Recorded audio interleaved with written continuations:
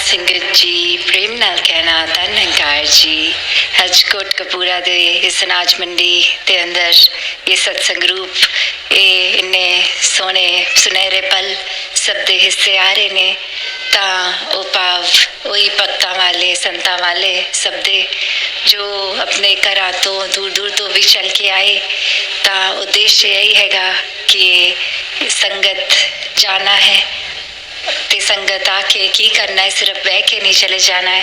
वो भाव घरों तो ही तुहाडे मन च आ गए सी कि निराकार दे नाल होर पक्का रिश्ता करना है, मजबूत करना है। तो इसलिए संगतां नाल बह के एक साथ एक रल मिल के इस निराकार नाल अपनी लिव होर मजबूत करके रिश्ता होर मजबूत करना है। तो यही भाव हमेशा से संतों के रहे कि कैसे इस सच्चाई को जीवन में ब्रह्म ज्ञान द्वारा जान के फिर इसको अपनाकर हर पल इस निराकार दातार के साथ रहना है और किस तरह फिर ये बंधनों से मुक्त हो जाता है इंसान। क्योंकि जब जन्म लिया तो एक बहुत ही वो प्योर फॉर्म, इनोसेंट फॉर्म, जहाँ कुछ दिमाग को कोई रटी रटाई सीखी सिखाई चीज़ें तो मिली नहीं, बस वो रूप एक बालक का जो लिया कि एक नवजात शिशु के रूप में। और अब उस बच्चे को पता नहीं कि कौन सी एक जगह पे जन्म हुआ है, कौन माता पिता है, बोली भाषा कल्चर कुछ भी नहीं। और धीरे धीरे ये घर परिवार ये समाज से सीख सीख के ये अपनी अलग ही आइडेंटिटी बना लेता है इंसान। फिर लगता है कि हम इस किसी जगह से ताल्लुक़ रखते हैं तो कुछ ये हमारा ही तरीका है और यही अच्छा तरीका है कि एक पैदाइश किसी कुल में किसी घराने में हो गई तो ये अच्छी है, बाकी ठीक नहीं है। तो बात वही आती है कि जब ये दातार एक है, चाहे किसी भी नाम से बुलाएं, और इसी एक दातार निराकार की उपज सभी, तो फिर क्या फर्क पड़ता है कौन कहाँ पैदा हुआ, किस तरह है। कोई भी ऊंचा नीचा नहीं है, परमात्मा ने तो सबको एक समान ही बनाया है, बस इंसानों ने ही ये भेदभाव कर दिए हैं। तो इसी तरह बात यही आती है कि कैसे जीवन में हर कोई जहाँ वाकई ही अपने असली रूप को जाने, तो यही शुरू से ही भक्तों ने सिखाया समझाया कि ये जीवन में आए हो तो मुबारक जीवन है, हर पल बहुत ही एक कीमती है, इसका एक पल पल का फ़ायदा लेना है इंसान। पर यही बात समझाई कि सारे दुनिया जहान के काम कर लो इस जीवन में, पर परमात्मा को प्राथमिकता बना के करो। जब जब जिसने भी इसको प्राथमिकता दी है तो वही एक सफल जीवन जी के गया है, वही वाकई ही असली मनुष्य भी बना है। मानवीय गुणों से युक्त एक भलाई का भाव रखते हुए एक समर्पित भाव इस परमात्मा के प्रति और फिर हर किसी के प्रति रखा, तो फिर ये ऊपरी बंधनों में नहीं फंसा इंसान कि किसी ने सिर्फ कुछ कह दिया तो मन उसी चीज को मानने लग गया। ये अपनी ही जिज्ञासा इस परमात्मा की ओर रखते हुए कि वाकई ही ये रब्बी वाणी ये कितने भी धर्म ग्रंथों में अगर समझाया है तो हर धर्म यही बात करते हुए कि ये एक ही नूर है, इसको एक पहचान लो, इसको जीवन में ले आओ और ये जाना जा सकता है। जैसे मीराबाई जी ने भी कहा कि पायोरी मैंने राम रतन धन पायो, तो वो एक पाने की बात है, सिर्फ ये नहीं कहा कि ये राम रतन धन शब्द ये वर्ड्स मैंने सीख लिए हैं, नहीं, वो पाया, सामने साक्षात देखा। एक वही बात कि एक कबीर जी भी जैसे समझाते थे कि ये आँखन की देखी वाली बात है कि ये आँखों से देखकर ही ये परमात्मा को जीवन में जिन्होंने लाया उनको सब कुछ साफ ये सच का बोध हो गया, तो सब कुछ साफ साफ जीवन में दिखा। ये कोई अलग आंखें तो भक्तों के पास होती नहीं है, शरीर वही, दो पैर दो हाथ, या परमात्मा ने अगर कोई अंग, ये नजर आंखें और ब्रह्म ज्ञान की समझ से ये राम रतन धन, तो नेत्रहीन भी कोई रहे हैं भक्त तो उनके हिस्से भी आया है। तो बात वो नहीं कि ये नजर, ये दृष्टि, ये आईज, ये नैन क्या देख रहे हैं, कोई अलग सी चीज नहीं। ये तो एक स्पिरिचुअल एक बोध है, ये ब्रह्म ज्ञान, ये सबसे ऊंची एक अवस्था जिससे ये परमात्मा, ये निराकार का हर समय एक दर्शन होता रहता है, कुछ पलों के लिए नहीं, 24 घंटों के लिए भी। तो बात सिर्फ ये नहीं कि बस हम जागे हुए हैं, एक अलर्ट हैं, चेतन हैं। तो इस समय तो एहसास है, सत्संग में बैठे हैं कि ये मन बहुत ही एक आध्यात्मिक रूप पकड़ रहा है, स्पिरिचुअल रूप पकड़ रहा है। नहीं, ये सत्संग खत्म होने पे भी जब अपने अपने स्थानों की ओर होंगे या अपने स्थानों में पहुंच जाएंगे, तब भी मन की अवस्था यही रहेगी। चाहे जिस समय ये शरीर उस तरह रेस्ट पे होता है, रात्रि को सो रहे होते हैं, तो भी भक्त तो उस समय सोते सोते भी भक्ति कर रहे होते हैं, क्योंकि ये एक उठते जागते खाते पीते हर समय की भक्ति है। क्योंकि मन में ये आखिरी सोने से पहले भी ख्याल इस परमात्मा का ही, ये जोड़, ये सुमिरन रूप, और आंखें खुलते ही सबसे पहले भी ये शुक्राना भाव, ये परमात्मा का एहसास मन में। तो बात वही कि अक्सर दुनिया में दलीलें तो इंसान बहुत दे लेता है कि कैसे एक अपने जीवन में हमें एक कुछ भी अगर किसी ने कहा उससे हमारा मन उखड़ गया तो आज हम पूरा दिन अपना बेकार कर देंगे। हमको किसी ने सुबह ही कुछ ऐसे शब्दों के प्रयोग से बातचीत करी, वो इतने बुरे शब्द थे, एक दिल पे चुभ गए। अब हम भी उदास हैं, घर वालों को भी उदास कर देंगे और दिन में वो चिड़चिड़ापन लेकर घूमेंगे। तो फिर काम काज कहीं पे भी हों, फिर दोस्तों मित्रों से भी हम रूखे ही बोलेंगे।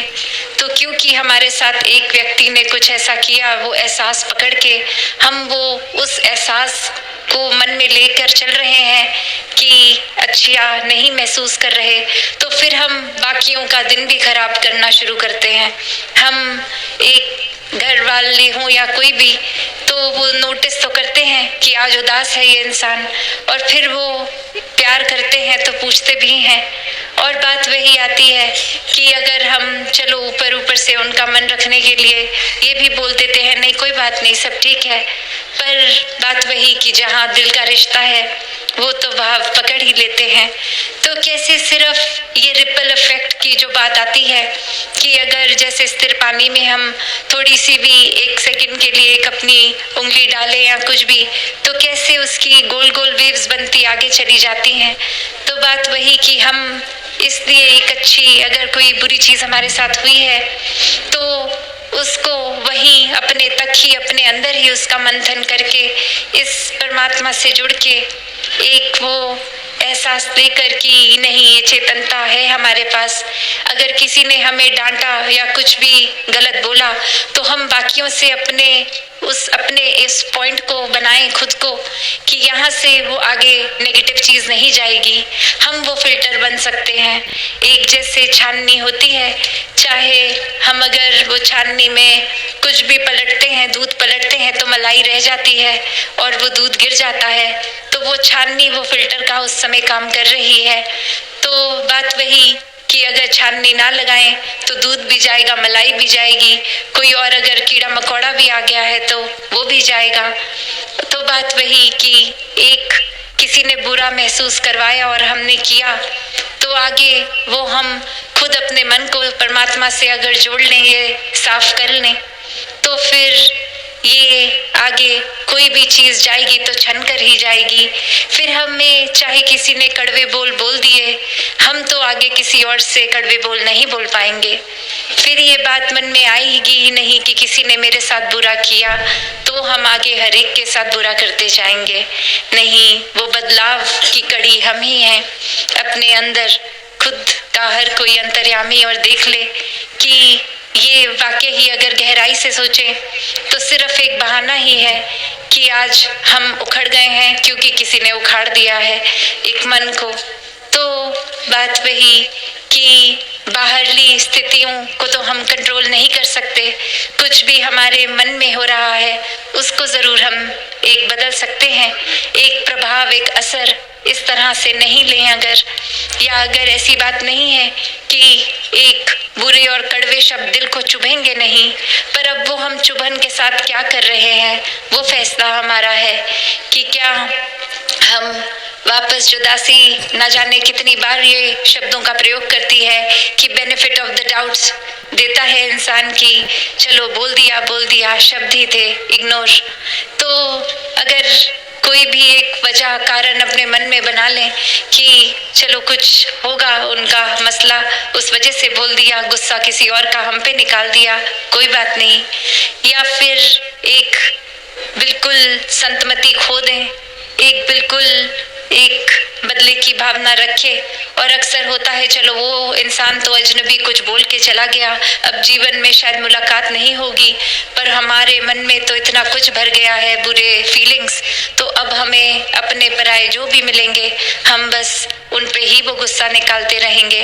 तो बात तो वही कि वो जाने अनजाने में इंसान तो कुछ कर गया, पर हम जानबूझकर फिर वो आगे उस चीज़ को बढ़ावा देंगे। तो जहाँ आज भी सत्संग में विस्तार शब्द का ऐसा जिक्र आ रहा था, तो बात वही, विस्तार तो किसी भी चीज़ का किया जा सकता है। विस्तार हम बुराइयों को, कुरीतियों को, एक अपनी सोच की नेगेटिविटीज़ मन की कुछ भी चीज़ का कर सकते हैं, और वहीं दूसरी ओर विस्तार अच्छाई का, भलाई का, मानवीय गुणों का, इस प्यार का, किसी भी चीज़ का हो सकता है। तो बात सिर्फ वो ही नहीं कि हमने एक खुद फिल्टर का काम बनते हुए क्या पकड़ना है क्या नहीं, एक अपने अंदर क्या अब्जॉर्ब करना है। जिस तरह एक स्पॉन्ज होता है, आप अगर वो सूखे स्पॉन्ज को पानी एक फैला हुआ है तो रख दोगे तो वो सोख लेगा, या फिर कोई और चीज़ भी होगी, एक दूध होगा, शाही होगी, उसका काम अब्जॉर्ब करना है। तो एक हमारे मन ने अगर बुराई और अच्छाई एक मिनट के लिए जैसे जैसे जो आया नज़र के आगे, या कानों ने सुना, या कोई स्थिति एक्सपीरियंस की, उस मन ने तो अब्जॉर्ब किया, पर अब ये मन से जो चीज़ें नहीं काम की उसको निचोड़ के बाहर कर दें, एक मन में उसी को जगा दें जो हमारा भी एक वाकई ही असली रूप में फ़ायदा करे, और हमारे स्वभाव में वो चीज़ इस तरह घुल जाए, रच जाए कि हम अपना फ़ायदा करते हुए औरों का भी कर दें। फिर मन में ये नहीं होगा कि नहीं हम सिर्फ अपना ही फ़ायदा कर रहे हैं ये चीज़ का, वो अपने एक सेल्फिश नीड से, एक अपनी सिर्फ खुद पे आधारित तो नहीं वो चीज़ रहेगी। वो सिर्फ मन में यही आएगा कि हमें अच्छा बनना है क्योंकि परमात्मा ने हमें बनाया है, हम अच्छे हैं। तो बात वही, ये अच्छाइयों का ग्रहण करने वाला स्पॉन्ज बनना है। तो जैसे ये मन में चीज़ें बसती रहेंगी, आगे भी उसी का विस्तार होगा, और फिर ये विस्तार का तो कोई अंत ही नहीं। जैसे समागम में भी ये विस्तार असीम की ओर ये बार बार सब सुन रहे थे, तो ये असीम परमात्मा अच्छाइयों से भरा, ये निर्गुण भी है और सारे गुण भी इसी में। तो कैसे इसके साथ जुड़कर इसी के जैसा बन के अपने जीवन में सिर्फ एक आनंद का विस्तार करें, सुकून का करें। तो वाकई ही अगर ये आनंद, सुकून और इत्यादि जितनी भी अच्छी ये फीलिंग्स हैं, ये परमात्मा से जुड़कर ही आती हैं, क्योंकि स्रोत्र ये परमात्मा ही है। और जब ये आ गई तो फिर ये टेम्परेरी, ये क्षणभंगुर, ये पल की नहीं होती, ये परमानेंट होती हैं, रहने वाली होती हैं। कोई परिस्थिति आई तो इतना देर वो मन पे नहीं ठहर पाई, क्यों? क्योंकि ये पक्का परमात्मा का, इस निराकार का रंग चढ़ा हुआ है। तो भक्तों ने तो हमेशा एक अच्छाई को ही फैलाया है, एक प्यार का ही विस्तार किया है। तो हम खुद को देख लें कि भक्त श्रेणी में हैं कि नहीं हैं। अगर हम, वही बात है कि एक चाहते तो हैं सब हमसे अच्छा बोलने, मीठा बोलने, पर हम किसी के साथ अच्छा मीठा नहीं बोलेंगे।